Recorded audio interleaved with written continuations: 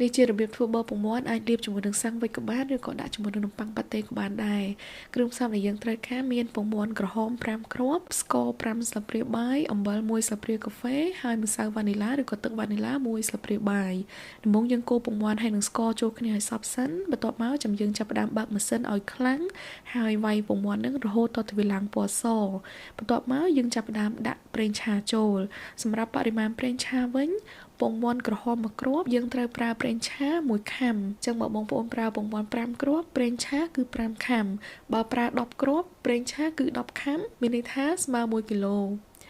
ហើយការដាក់ប្រេងឆាគឺយើងអត់ចាក់ម្ដងទាំងអស់ទេតែយើងដាក់ម្ដងតិចម្ដងតិចម្ដងត្រឹម2ទៅ3ស្លាបព្រាបាយអីទៅហើយយើងបើកម៉ាស៊ីននឹងវាយឲ្យជាប់យើងដាក់រហូតទាល់តែអស់ប្រេងឆាហើយយើងនឹងឃើញថាពងមាន់របស់យើងចាប់ផ្ដើមឡើងខាប់តិចម្ដងហើយព្រោះពងមាន់ប៉ិននេះប៊ឺរបស់យើងចេញមកឡើងស្អិតខាប់រមុតល្អមែនតើ